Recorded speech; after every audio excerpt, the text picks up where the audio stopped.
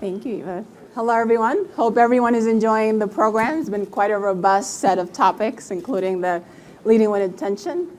I will be the moderator for this panel, which I call it GenAI and Finance Plus, because it'll be a little bit more than just finance as we talk about the different topics. A brief intro, I'm Belkis Vasquez-McCall. I'm a partner at McKinsey & Company, which is a global management consulting firm. And I am thrilled to be joined by this panelist. So I will be joined by Oliver Forley, James Hitley, Kevin, and Ariel. So they'll do a brief intro in a minute. But why are we talking about GenAI? The reality is that the pace of innovation will never be as slow as it was before. And the impact of GenAI technology on the global economy has a potential of anywhere from 17 to 27 trillion, which is equivalent to around 25% of productivity growth. So no wonder this is a top topic for CFO and for many organizations. And we'll cover a range of topics in this dialogue. We'll explore what are the areas that are ripe for GenAI as we think about finance. We'll talk about how to use GenAI for critical strategic decisions. We'll also touch on the practical dilemmas of the new era of GenAI, and we'll balance some of the opportunities and fears in this era. So with that, I will start with a set of questions for about 30 to 35 minutes, and then I'm going to hand it off to the audience for questions, so start thinking about your questions and who do you want to answer. But with that, why don't I hand it off for intros? Oliver, why don't you start? Thank you. My name is Oliver Foley. I'm the CFO of a company called TrueCar, which is an online car buying marketplace. It's a place for consumers to come shop for vehicles, and we connect them with dealers. And it's a small cap, publicly traded company. Good afternoon, everyone. My name is Jim Hillier. I'm the CFO of BitSight. We're a provider of cybersecurity, data and analytics solutions. So we help our customers to better understand their cyber risk. We pioneered the cybersecurity rating back in 2011. That's the analytic that we're probably most known for, but increasingly we've added other data and analytics, particularly around exposure, that help our customers to understand where they have cybersecurity exposure risk across both their own cybersecurity program as well as that of their third parties and their vendor ecosystem. We're I would say, a later stage private company based in the Boston area. Kevin? Hi, everyone. My name is Kevin Rhodes. I'm EVP CFO for Extreme Networks. Extreme Networks provides Wi-Fi solutions, scalable Wi-Fi solutions, Fenway Park, Gillette Stadium, Logan Airport, just a few examples of things that we power from a Wi-Fi perspective. I think we could actually help this hotel, too, at some point. We'll have to work with them on that. We're a publicly listed NASDAQ company. I kind of run sales operations, IT, traditional finance, investor relations, corp dev for the company. So I've got a good purview between sales operations and IT and what we're doing on the AI side. So I'm looking forward to having that discussion today. Ariel? We left the lawyer at the end. My name is Ariel Seufer. I'm a technology transactions partner at WilmerHale, which is an international law firm that does a lot of IP-related work relevant to this panel. I've done a lot of work in AI specifically, including representing companies that focus on AI for medical devices, AI for life sciences companies, AI for fraud detection or finance applications, and then other things that are perhaps less relevant like forestry or medicine that are also, that show the broad diversity of applications that I think, Belkis, you were alluding to at the start. Amazing. So we have a quite diverse set of experience on the panel. Why don't we just get started? For the first question, I'm going to start with you, Kevin, knowing a bit of your background and how you focus on GenAI. We'd love to hear from you how AI has affected the way you make critical decisions in your business or in your strategic element. Yeah, I mean, I think as a company, we've looked at AI in two different realms, right? There's the AI that we can think about like from a product perspective. What is our strategy from a product perspective to include AI in there? Next question, I think critical decision there is like, are you going to monetize that AI? So we have an AI strategy. We are building AI within our product set. Everybody wants to learn a little bit more what's happening within their network. More and more convergence of networking and security coming together. And so we've got a really good strategy around that, and we're working on that. Where I've worked with the E team around is how do we monetize this? What's the measurement for AI goodness, if you will, within our organization? Is it customer stickiness? Are we actually going to charge bespokely for this AI? Is it going to be in a platform strategy? We've chosen a platform strategy for ourselves where we're going to embed AI within our product. It's going to be part of the product. We're not going to charge individually for that. And we believe that will help us and differentiate us from the competitive set. And that's what we're really working on there. But you always have to think about that. How are you going to manage that? On the internal side, right, you really have to look at the use cases. And what are the opportunities internally? And what are you thinking about that you want to try and achieve? Are you trying to achieve cost reduction, i.e. take out some of your labor costs and therefore manage those traditional functions through AI? Are you looking for increased productivity? We are really focused right now on increased sales productivity. So we've created GenAI for our sales organization. So they can go in to this LLM model that we have, and then they could ask a question. I'm going to visit a customer today. It's a healthcare customer. What's the best way to pitch that customer? We are using all the data that we have internally to basically enable that sales organization to be better, more consistent in their messages, and be able to use AI that way. So I won't take more time than that, but those are really the two areas: product focus, internal focus, and then you really need to make key decisions around what are you going to do with AI within your product, and internally, what are you going to try and achieve there? Makes a lot of sense. James, do you want to add to that? Yeah, I'd say our approach is actually quite similar, which is, we are looking at, both the external-facing solutions that we can deliver to our customers and how we can augment those with AI capabilities. In particular, our history as a cybersecurity data and analytics company means we've always had some form of AI and some form of machine learning in all of the data analysis that we do. We're collecting 500 billion or so cybersecurity events on a daily basis. We're looking at billions of IP addresses and assigning those to the organizations. And so in doing so, we're thinking about ways that GenAI can help to supplement or even augment that process. But in addition to, obviously, then components of the actual SaaS web app that we have as well that we can perhaps not charge extra for, that can be enhancing to that platform. But from an internal perspective, what I would say is, yes, we're focused on the different areas of how can GenAI capabilities help us to. We have a similar solution. We call it Sales Buddy, which is RevOps reports in through finance. So how do we help our sellers be more productive, but also help give them the tools that don't slow down things like the quoting or the invoicing process. So that's obviously a big, important point for us. But I would also say, too, that when we're thinking about AI solutions and how they can help us internally, the other big thing that we do from a procurement standpoint is also try to standardize on third-party AI solutions. Because the other challenge that we have is that every vendor now has some form of an AI solution. And what are we using? Where is their duplication? And where might we run into some risks in terms of where our data might be exposed? And so that's something we had to put a strict governance structure around, because we don't want our data to get exposed and fall into the wrong hands. And certainly, as a cybersecurity company, I will just say that AI technology gives the bad actors, many more tools at their disposal to do things like, ransomware. And so we need to be very mindful around the governance structure we set up around AI. I'll continue on that side, Arya. Maybe as you're answering that question, is there any element from a talent perspective, so the employee experience? So as you're thinking about these critical decisions, how do you think about the talent as well? Yeah, I mean, I think one of the important things with talent is making sure that you're thinking about, well, how do we make sure that our talent follows the procedures and the policies that we're laying out? How do we have a proper governance process that says, don't put our important confidential information into an AI system where we might lose control of that, where we don't have promises of confidentiality? So I think it's really important to be thinking about that, I think, as you were suggesting as well, Oliver, it's really important to be understanding and thinking about how we manage this system and what we use it in terms of our people and our processes to make sure that we're using this technology effectively.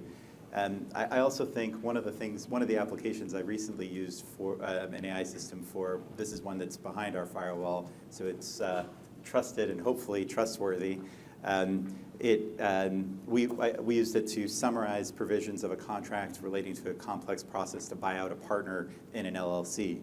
It was able to do so in a fraction of the time that somebody else might have been able to do that, and then we were able to look at it, make sure that it was good, verify the quality of the output, and annotate it and help provide better feedback to our client. That's an example of an AI application that I think might be really important for when you have really complex contracts that you need to analyze quickly. Amazing. Oliver, anything else you would add?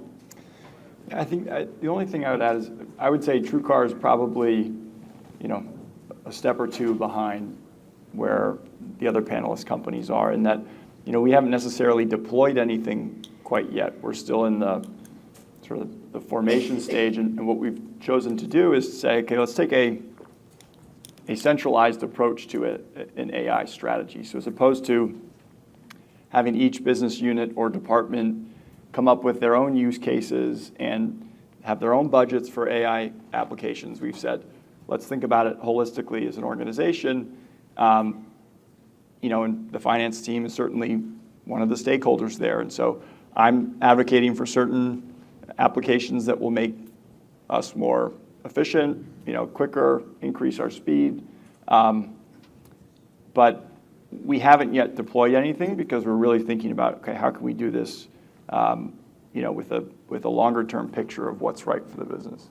That makes sense. For the next question, I actually want to do a poll with the audience before I go back to Oliver. So we'd love to understand, in the audience, raise your hand if you've already started to leverage GenAI in your organization. Okay. Now raise your hand if you're getting ready to start leveraging GenAI. Okay, so a good portion. So the next question, and Oliver, we'll love your thoughts. I know you've highlighted how you're thinking about it, the strategy in your organization.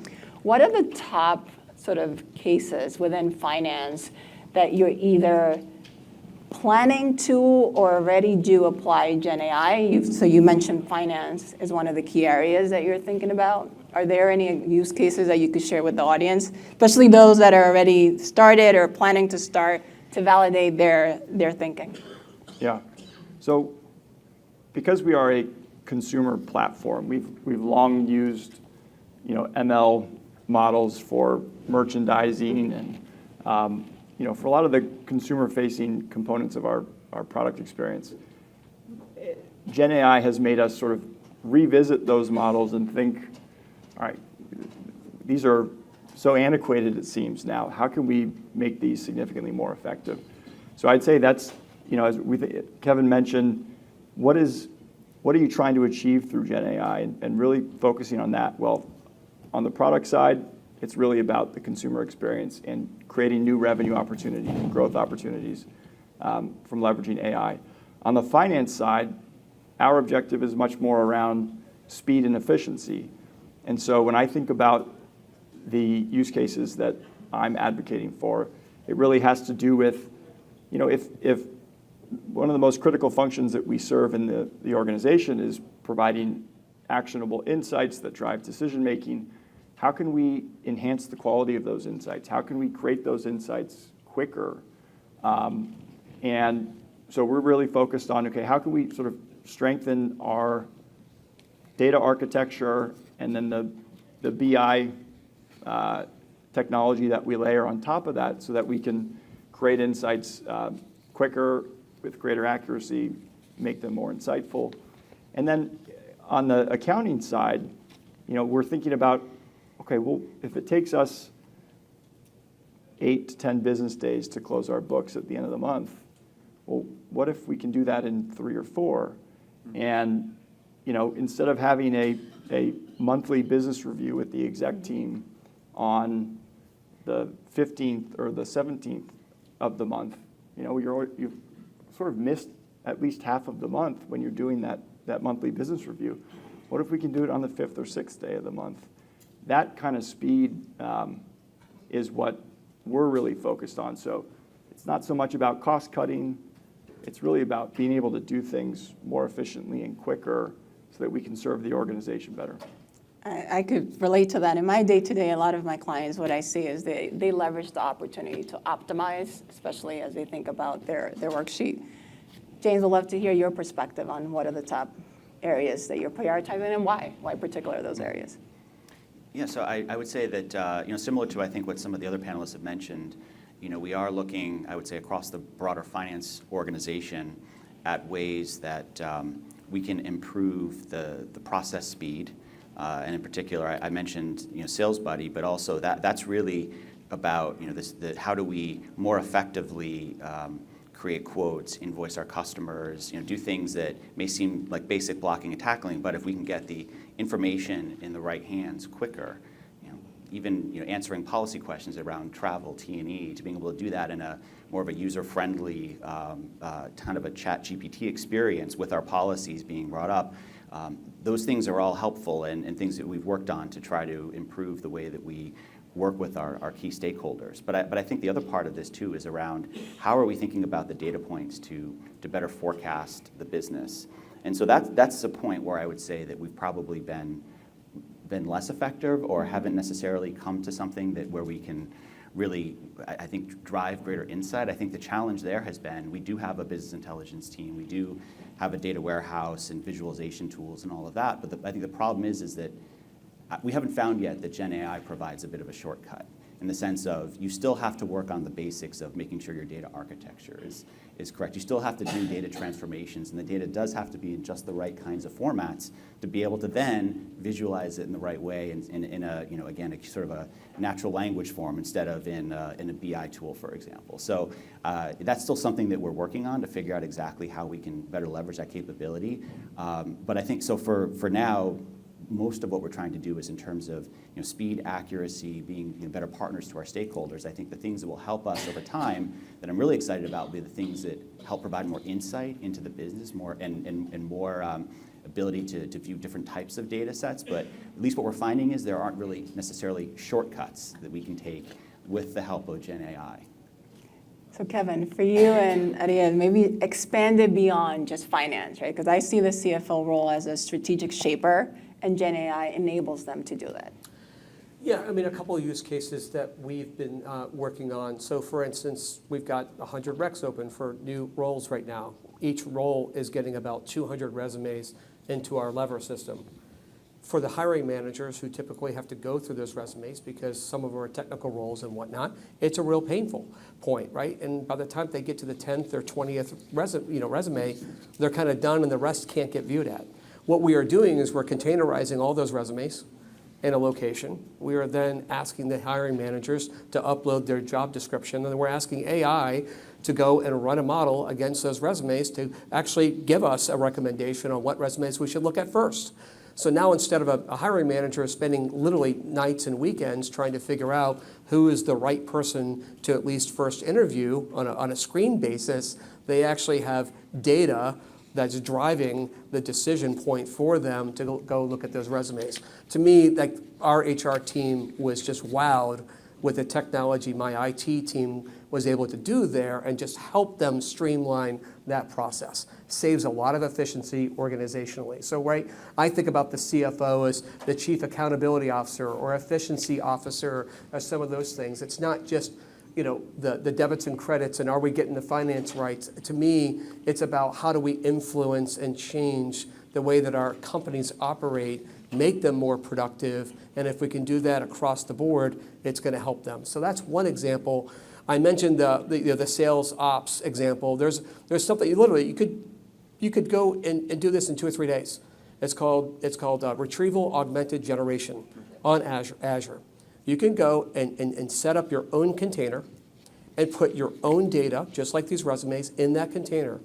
And then you could start running your language model across that, and you can literally spin up what you need in 3 days. You could do what I just did with those resumes in 3 days, without a doubt.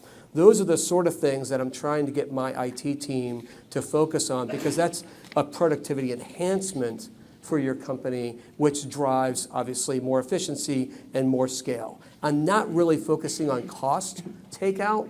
It's more the productivity. So it's sales productivity. It's any of those areas. That feels very relevant. Even at home, my 14-year-old, she uses GenAI for her classwork, and it's just a productivity boost. So it's just everywhere as you see it. Adian? Yeah. One financial application that I've seen some folks think about is looking for patterns and anomalies in things like fraud detection or in things like invoices. And I think in either case, you can imagine the sorts of applications that would have, that could have substantial benefit for folks. We've also seen insights in terms of drug discovery, where AI has predicted compounds that might have pharmaceutical capabilities that no one would have thought of for that particular target. And the medical chemistry is just surprising, and apparently, at least in early tests, seems like it's actually working. Those are, very diverse applications, obviously, those are just some of the many applications that we've seen. And I think we're going to see many, many more of them. We've also seen, actually, you mentioned retrieval augmented generation, Kevin. We've seen some content licensors starting to think, we have this great content. Is there a way to do a RAG model, a retrieval augmented generation model, where we're able to monetize our content in new ways while still protecting our content? And I think that's a real question mark that a lot of folks are very nervous about, for good reason, but that may have some real potential as a new avenue to develop a completely different way to monetize your business, to monetize your existing assets, I should say, and then to raise some really interesting questions as well. What new risks are you being exposed to if your content is being translated or adapted into an environment that you weren't expecting it to be used in? That makes a lot of sense. And maybe as we think about, so you've shared some of the different scenarios and cases where you start to implement GenAI. I know that many of the audience are probably thinking, well, how do we think about the ethical dilemma as we think about GenAI? So maybe I'll start on that side and come this way. Adian, maybe you could share, what are some of the ethical dilemmas that you've dealt with? How did you navigate it? What are the things that we should take away as we think about implementation? So because I am a lawyer, it's harder for me to share the ethical dilemmas that I've shared, that I've been involved in myself. But let me mention one of the ones that is public, so it's easier to talk about. I think about a decade ago, Amazon used an early version of resume screening AI.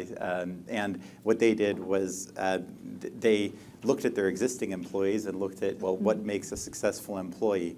And it turns out that males and lacrosse players were favored. And one of the things that we often say to people is, you can't discriminate using an AI tool. You can't point to the AI tool and say, well, it wasn't me, it was the AI tool. If you end up discriminating, you're still responsible for that. I think most of us recognize that's not really that hard of an ethical decision, but it is something that I think is important to be thinking about. Amazon, in this case, actually realized the error. They looked at it, they found out about it when they did the data analytics, and they stopped it. And I think that's also an important thing, understanding that you did something, figuring out that you did something wrong, and then stopping it as opposed to trying to bury it. A lot of folks might be more inclined to bury it. I think Amazon actually did the right thing in this case. And that, I think, is more of the ethical discussion, right? What should you do when you discover through the application of data analytics, hey, we did something wrong? How do you go about fixing it? And how do you try to prevent it from happening again? Those are, I think, important things because AI will cause some mistakes. And the question is, how do you create appropriate processes around it to manage that? Kevin? Two things come to mind. First, you should have an AI policy in your company for all of your employees. You can go to guys like Wilmer Hale for that. But I think that's really important. If you don't have one, you should do that. Second, employee training. you've got to actually have some training, like, code of conduct training that you have every year or insider trading. You should also have an AI training module, I think, for your company as well. What is in bounds, what's not in bounds, for your company. I think that's important. I think the third thing you have to think about, too, is is your product strategy to collect data from your customers? And if so, you really have to evaluate, are you telling your customers that you're collecting that data or not? Nothing will build more mistrust from your customers than if you are actually grabbing and gaining insight and data from their operations and not really telling them about it. And so I think from an ethical perspective, you have to have some sort of AI policy, not only internally, but also as part of your product use, and make sure that people have on-off toggle buttons, if you will, if they don't want you to collect their data, or if they're fine with it on an anonymized basis. But I think those are the three areas that I would think about. Yeah, so I think we've had a very similar approach, actually, to what Kevin articulated.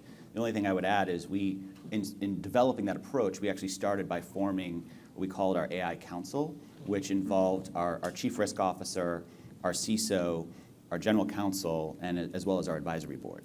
And so all decisions around AI tool usage, approval, all go through that AI Council. And so they were responsible for things like the policy documentation, making sure that our customers understood what our AI policy was, because the last thing, to your point, the customer wants is that their data is going to be somehow involved in a model, as well as, again, from our perspective of being a cybersecurity data company, we have to make sure that our data also doesn't go somewhere that it shouldn't if our customers are relying on that. So starting with that council and then working from there around developing the policies and procedures for us was really the key step, so that we could have much better alignment across the organization. And just real quick, let me hit on something there. Like, for instance, we have an analytics product, so Gillette Stadium. We actually help them with where do people go? When they get up from their seat, how long does it take for them to get to the bathroom?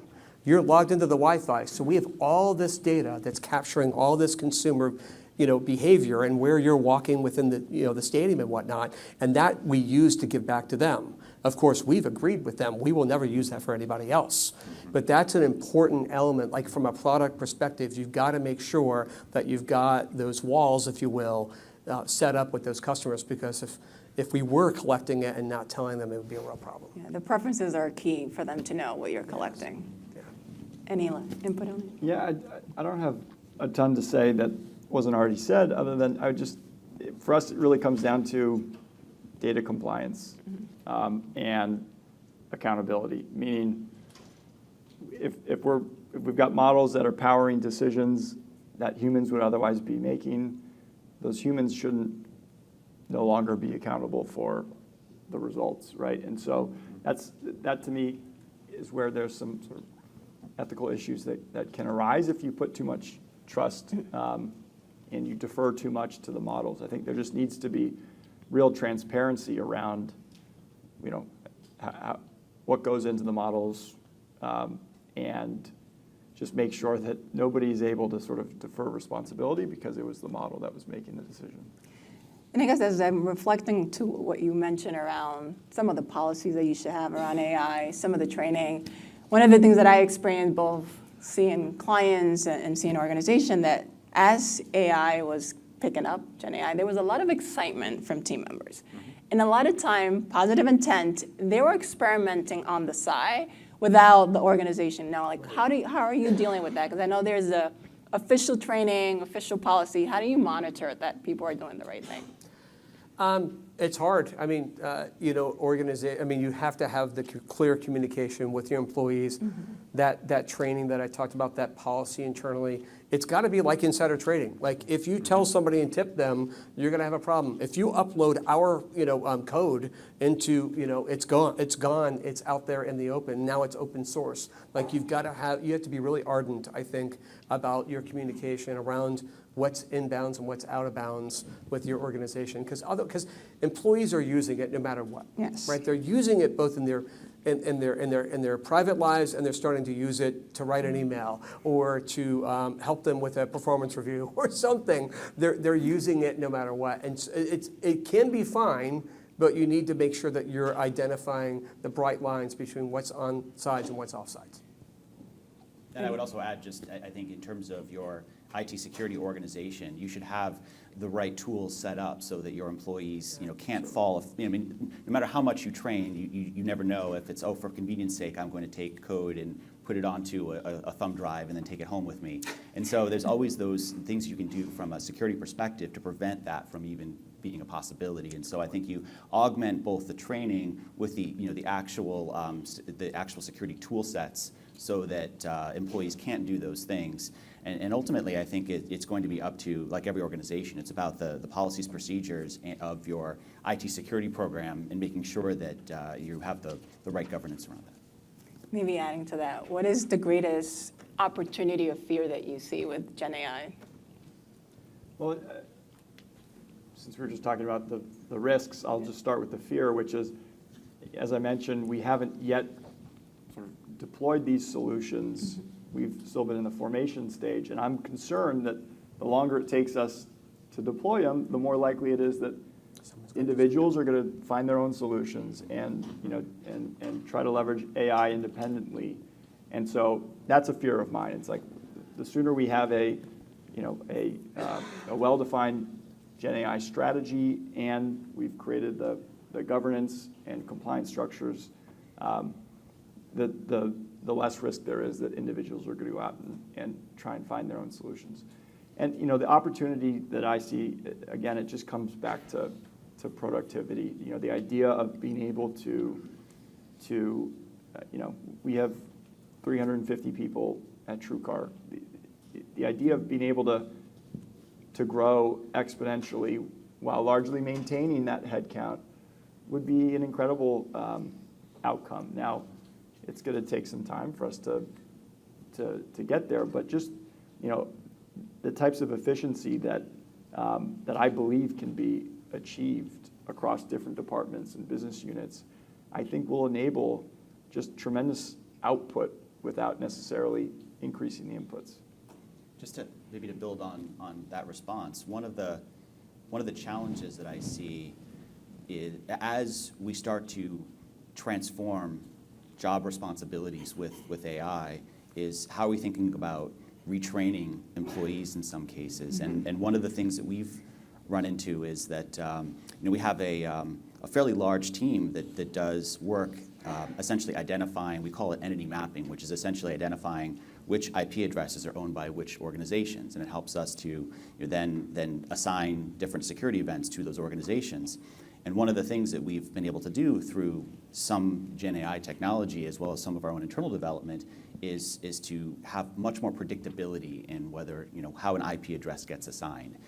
But what that also means is then the job of those individuals changes from doing the work to training the model.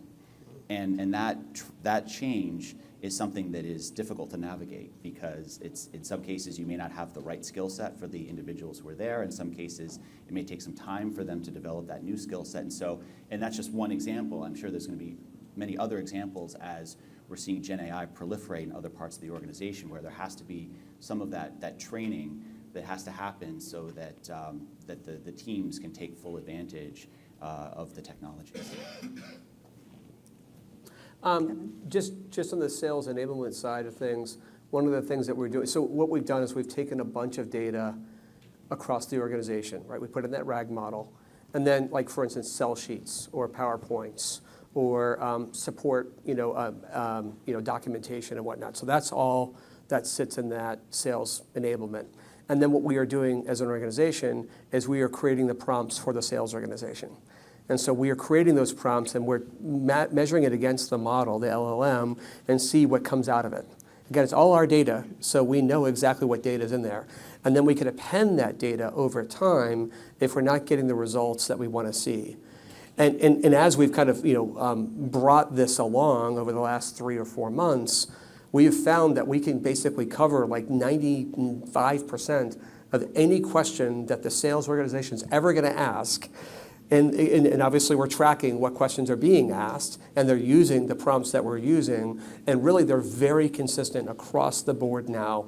And now we know what they're asking the model, how they're using it. That then informs our sales organization that if they keep asking the same question over and over again, maybe we should actually train them a little bit more on that. And so it's actually informing how we train as a subsequent event to that as well. So I think it's really powerful, and you could really change the way that your organization kind of, the consistent message they have or how they're actually going to market with your products and your services by enabling them with LLM. Anything you would add? Yeah, I mean, I think from a fear perspective, one of the fears I have is the paradigmatic paperclip maximizing AI, the AI that's just designed to make paperclips and then doesn't think about anything else and is willing to run over humans in order to make paperclips. So some method of regulation is necessary, I think, to prevent the sorts of really terrible outcomes that could occur. On the other hand, and this is where I think it's a tough balance, people may have heard, most of us don't remember, but around the time of the introduction of the automobile, there was a regulation that because it could scare people, you needed to have someone who walked in front of an automobile waving a red flag to let people know that the car was coming. If that regulation had stayed in place, automobiles would have never gotten to where they are now. If we have that kind of regulation for AI, it's never going to achieve the potential that it could achieve and will never hit the numbers, Belkis, that you mentioned at the start of this. Mm-hmm. I think there are a lot of opportunities here for AI. Some of them include new inventions or driving down costs or improving performance, improving productivity. And the question is, how do we do so in a way that's fair, that's responsible, that is not over-regulated but not under-regulated? It's going to be pretty hard, and I'm quite sure that many countries will come to different places on this, and I think that will be an interesting adventure going forward. I think it is something that we all need to be thinking about carefully as well, in terms of the guardrails that we put up in our own companies as well, to make sure that we're neither over or under regulating and trying to get it to the right place for internal purposes as well. I do think there is a lot of potential here, but I think it's Abraham Lincoln who said it. I'll paraphrase because I don't remember the quote offhand, but he said something like, "The best way to shape the future is to be part of it." And I think that's what we should all be trying to do in terms of managing these opportunities, managing these fears as well. It's everywhere, right? So it's not going to go anywhere. So you have to embrace it. Before we move on to questions, so start getting ready because we are going to get to the audience question. We're going to turn into a lightning questions. Lightning round?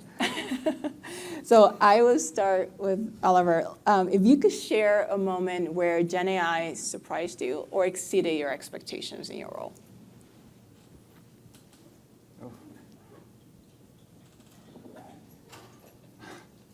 This is going to sound terrible, but I wrote thank you notes for Christmas last year. I'm glad I didn't get one. Good use. Good use. And it was remarkable. I mean, I just said this is what they gave us, and this is who it was. I hope nobody's watching.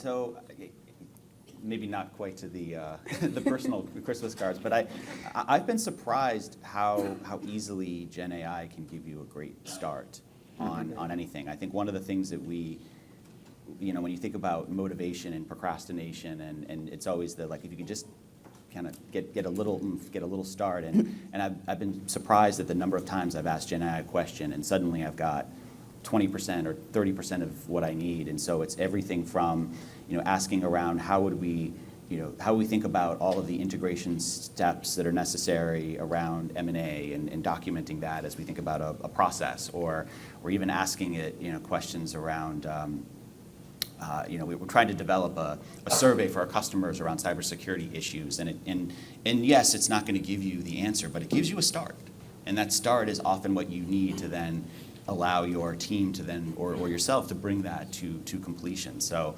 I find that I use that technology, quite often to help just get that start, so then suddenly you get over the hump and you can get to the finished product more easily. I'm impressed with how accurate it's becoming.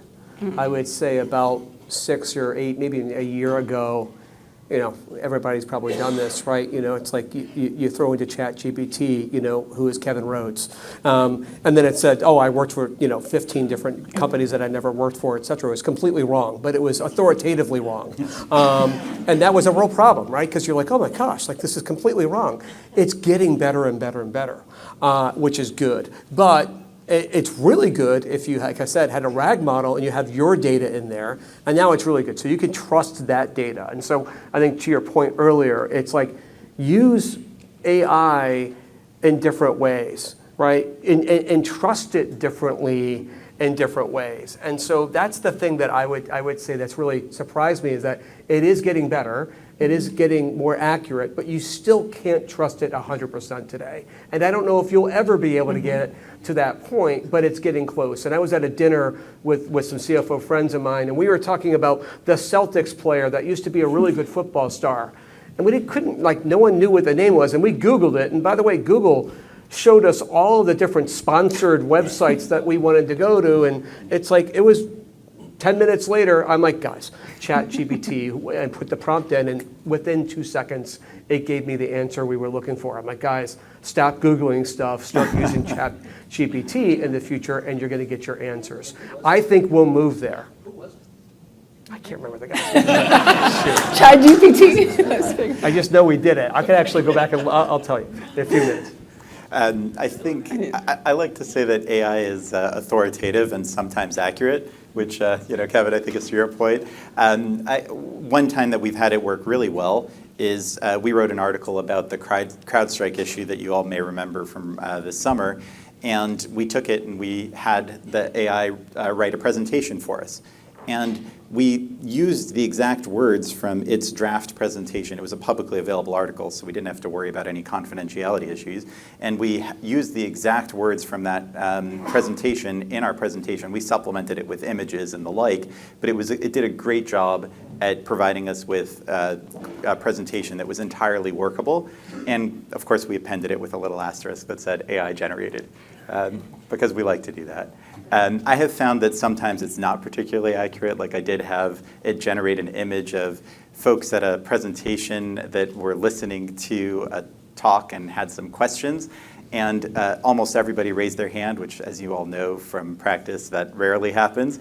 But more than that, it also wrote up some words on the screen that were not in any recognizable language. So, like transcommasiation or something. I was trying to figure out what it was intended to mean and could not.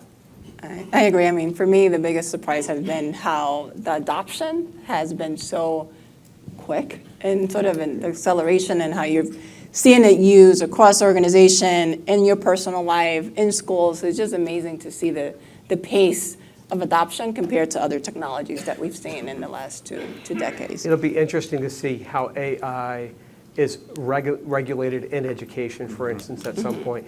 Are you just going to embrace it and allow people to learn better? Or are you going to not enable that and just put the damper on it? It'll be interesting to see how that plays out too over time. And that's right. My daughter told me there's a way to humanize the answer from ChatGPT for schoolwork. The next one before we move on, how has your personal view or approach to AI evolved since its introduction? Was there like a light bulb moment for you? And whoever wants to start. So I was involved in data science, data analytics as a management consultant before I became a lawyer. So for me, this was a natural evolution. I had always believed a lot in the promise of these kinds of techniques. And now seeing it out there, I'm really impressed. And it seems like a natural, I think it's of it more as an evolution than a revolution. It's mostly the size of the data sets now that we can manage and the computing power that we have that means we can get completely novel results relative to what we could do back when I was doing data science. Yeah, I think that this it's here to stay. It is a pending all the data science we've already done, like predictive analytics, right? And it's just the next generation of that. I think that's really important for us to think about. I think it's going to help us. For one thing that I'm just amazed about it is like the ability of translating from English to Spanish or to French through LLM is just fairly remarkable. And so I think it's going to enable this productivity growth and this opportunity for us to really be able to expand well beyond where we were in the past with just traditional kind of predictive analytics or data analytics and that sort of thing. It's going to move us well beyond that. I think it's fair to, I mean, if certainly in talking about all the benefits, I think it's fair to have a healthy skepticism as well, just simply because when you look at, some of the potential for the technology to be used in the wrong ways, I think we do have to be careful and guard against that. So as much as there's the opportunity for personal productivity, for enhancements and new ways that you can deliver solutions to customers, and then new ways to ultimately be able to drive productivity in the organization, I think you still have to maintain that healthy skepticism around the risks that AI also represents. So we try to have, I try to have a healthy balance between the positives and the ways that our teams and our customers can benefit from it, but also understanding that there is still quite a lot of risk with the technology, and in particular if we're not careful, again, if we don't have the right balance from a regulatory standpoint, then there could be issues down the road. Yeah, I mean, I've never been an early adopter of nearly any technology or innovation. And, I probably used a BlackBerry way past it was cool to use one. But this is the first innovation or sort of technology where I felt like waiting will create a huge disadvantage. And so I felt just this pressure to learn about it faster than I probably normally would. And so that, I think, speaks to the power of it. I mean, if I'm coming around to it sooner than I normally would, there's probably something there. That's the bar. That's the bar. Should we open it up to the audience? Yeah. Do we have a microphone?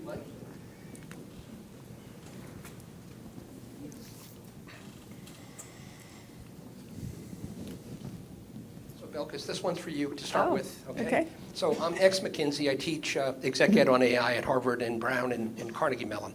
And I want to reconcile some recent data McKinsey published, literally in the last week or two, that finance and admin functions use GenAI at about 6%, when a lot of the other functional roles are anywhere between 20 and 40%. And I compared that to the poll you put out to the group. Overwhelmingly, 90% raised their hands. All of the use cases that we heard from our colleagues tonight. And you would think an organization that has used RPA, that does a lot of routine, mundane tasks, would benefit greatly.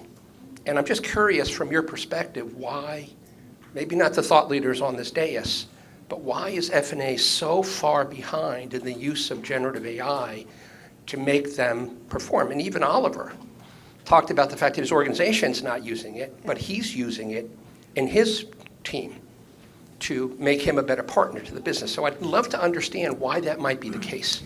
Yeah, I mean, I could share my thoughts and we'll love the colleague. Like, there's a reality that as we think about finance, and it's never been the sexy function, right? So a lot of times you're viewed as, you got to get the audit in, you got to make sure you understand the budget, and you don't want to mess around with those systems. So there is a realization that a lot of organizations are being very thoughtful on where do they start? Do they start in other parts of the organization? And as they think about transformations within finance, they're being selective. They're being selective on what are the use cases that they're leveraging, but there's still a lot of opportunity. Whether you're thinking about optimizing your budget, are you thinking about optimizing how you make decisions and you're steering the business in different ways, there is a lot of opportunity in terms of how to continue to expand. But we'll love to get your thoughts as well. I mean, what you're referring to, in my opinion, is the cost containment scenario, and I'm not there yet. And I'll tell you why, because there's more value to be created in my company by enabling my salespeople to do better, right? I can get tens of millions of dollars more in revenue versus I've got a 90, 100-person sales finance organization and make 5 people or 10 people more efficient. That's not the low-hanging fruit right now. So my low-hanging fruit across the board is, how do I bring in talent better as a company? I can affect everything. How do I enable my sales organization to sell better? I can affect my top-line revenue. So I think that's the answer to your question, is really go to the low-hanging fruit first, see if you can get that. Trust me, I'll eventually get to finance. I'm also implementing ERP right now, a new ERP with Oracle. And so I'm asking them, how much AI am I getting and how efficient am I getting with my accounts payable, my credit and collections, those things. I will get that, but that's like not my number one. It's my number 15 right now. That's right, especially when you think about areas like engineering or you're thinking about automation. Those are the natural ones, but we'll love to hear other views. James? Yeah, I think that's right. When we think about the areas where we can have the most impact within the organization, right? It's areas like our engineering team, right, where we can roll out GitHub Copilot and make them all significantly more productive. Now, again, getting back to how do you measure that? That's a different question. But I think those are the areas we wanted to invest in first, where we thought, okay, there's a real value, and even if we can't necessarily measure the full benefit, we know that there's a potential productivity enhancement. Just if we think about more natural language coding, for example. So we went to areas like that. Mentioned go-to-market as well. So I think absolutely we focused on those areas that had the most impact, and then across more of the broader finance and kind of RevOps team, it was really more sort of, are there things we can do almost off to the side that will help the rest of the organization, but that weren't necessarily top-down driven. That's great. Very helpful. I don't know which Kathy will decide. Hi, thanks for doing this panel. My name is Louise. Hello. I wanted to ask, I haven't heard much talk about agents, and I know ChatGPT last week announced that there'll be an operator AI agent available in January. So I'm just wondering if any of you are thinking about that yet and what impact that might have on your businesses. Yeah. So again, I can't talk about things that I've seen as easily, but I can talk about one that's been out there publicly. You all may have heard of the chatbot used by Air Canada. And this was a fairly big story. It invented a bereavement policy that Air Canada doesn't have. And it then offered a bereavement fare to someone, again, that's consistent with a bereavement policy that it doesn't have. And a Canadian judge said, that chatbot is acting as your agent, and I'm not using the word as ChatGPT is, but from a legal perspective, that chatbot was agentic in the same way that though you're referring to, and the Air Canada was held responsible and was required to honor that bereavement fare. So that's an example of something where there are downsides to these things, and you do need to be thinking about how do you put in controls to prevent that sort of thing. There are upsides as well. It can serve your customers in a way perhaps that your ordinary human agents might not be able to as well. Any other comments? If not, I saw one more hand. Was there another question on the audience? Yes. Chris, thank you, everyone. So what AI options do you guys use outside of ChatGPT? And what areas of focus do they help with? You want to start, James, or Kevin? You want me to go? I'm using it so what areas were you using it in? I'm using it in sales operations. So for sales enablement, Which? Oh, which? I referred to it earlier, RAG, which is in Azure. And then that's, OpenAI with ChatGPT on top. Yeah, I can go next. It's interesting, right? We are an Apple Google shop, right? And I think we did that intentionally because we wanted to make sure we avoided, sort of the Microsoft security, Patch Tuesdays, all of those issues. And so we always felt there was an inherent advantage to that. And of course, now that it feels like Microsoft is leading the charge to some really degree around AI technologies, especially around things like Copilot. That's not something that we can necessarily take advantage of. So we rolled out OpenAI ChatGPT across the organization. We're also looking at other specific tools, like I mentioned, GitHub Copilot for our engineers, and there's also, we're looking at the Google stack as well around, are there similar capabilities that we can leverage in the same way that you could use Microsoft Copilot? But I think it's interesting, right? Because I hear some of my colleagues talk about when they are using Copilot and they're writing prompts that are very creative around, like, if you're out for a week, it summarizes your entire inbox and puts it into a list of action items, and then even can produce presentations very quickly and easily. So those are things that we don't necessarily have the advantage of quite yet. We're trying to be thoughtful around how we use OpenAI technologies in our organization, but again, it has to be in conjunction with a slightly different technology stack than the Microsoft stack. So I am getting the wave that we're over time, but I did have one last question for each of you. I'll start with you, Oliver. What is your favorite finance or GenAI podcast that you're listening to now? So I promise she didn't pay me to say this, but Inside the Strategy Room is McKinsey's podcast, which I listen to quite regularly. I don't know whether this qualifies as either, but I listen to Freakonomics Radio. That's a good one. I like a that. good I'm way off script here. I love Smartless. Smartless is one of my favorite podcasts. I listen to that a lot. I'm a big fan of the A16Z podcasts. They have an AI-specific one. They have a crypto one as well, Web3. And I find each of them really, they also have a healthcare one. I find each of them really interesting and help me make sure that I'm keeping up with the technology and where it's going. Excellent. You mentioned two of the ones that I listened to, but thank you for your insights, for sharing your perspective as GenAI is going to shape, and thank you for your participation.